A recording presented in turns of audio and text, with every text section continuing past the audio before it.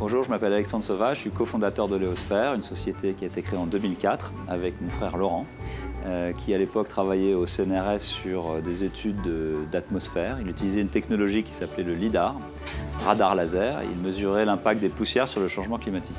Il m'a expliqué à quoi pouvait servir cette technologie et je me suis rendu compte que clairement, on pouvait voir l'invisible jusqu'à une dizaine de kilomètres et en temps réel, donc ce qui ouvrait un champ de perspective très important dans le domaine de l'environnement atmosphérique. La mesure du vent pour l'éolien, la mesure de la pollution pour l'industrie et la mesure des phénomènes météorologiques complexes. La vision stratégique dans laquelle on s'inscrivait, c'était une vision de protection de la Terre des risques atmosphériques, mais également de la captation des opportunités qu'il y avait dans l'atmosphère. Très rapidement, on s'est développé. On a vendu une centaine de systèmes en quelques années, dans le domaine principalement de l'éolien, alors que l'ordre des choses aurait voulu qu'on commence par la pollution atmosphérique. L'éolien était beaucoup plus porteur, dans la mesure où on produisait des données de vent qui étaient exploitées par les opérateurs d'électricité, qu'ils pouvaient utiliser pour rendre les parcs éoliens beaucoup plus performants.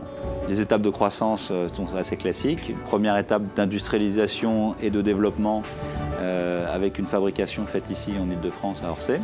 Et puis une seconde étape qu'on va aborder bientôt avec le développement dans le domaine de l'aéronautique, puisque nous équipons les aéroports de systèmes qui détectent des turbulences dans les phases d'atterrissage et de décollage des avions. Aujourd'hui, Léosphère, c'est 150 personnes, un chiffre d'affaires de 20 millions d'euros sur le groupe et un taux d'export d'à peu près 80%.